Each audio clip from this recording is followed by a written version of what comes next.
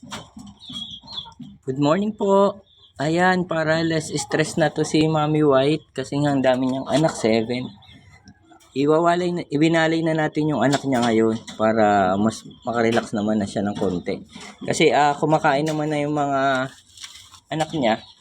So mabubuhay na sila ng maayos. So ibinawalay na natin na medyo mas maaga yung ating mga baby bunny para hindi super stress yung ating mga breeder. Kasi sa dami nito, 7, tapos araw-araw silang magagatas sa kanilang mommy bunny. Parang kawawa naman yung nanay. So kapag marunong na silang kumain, uminom ng tubig, winawalay ko na. Sure naman na din po na mabubuhay po itong mga baby bunny natin. Ayan, nabakante nga itong isang kulungan kasi nga nabawasan ng 4 yung ating mga baby bunny. Nilipat ko na lang din yung 2 doon sa kabila.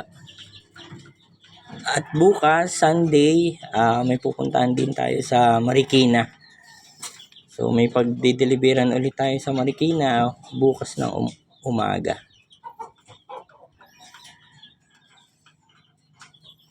Ayan sila. Nag-e-explore pa sila sa kanilang kulungan. Ito talaga yung pinaka-cute yung kulay. May batik. Mostly pure white sila. Ayan.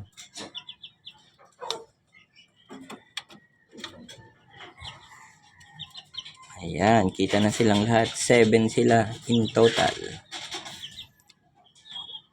So, chinecheck nila kung safe ba yung kulungan. Inaamoy-amoy.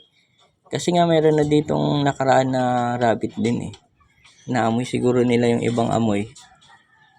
Baka hindi nila daw teritoryo to.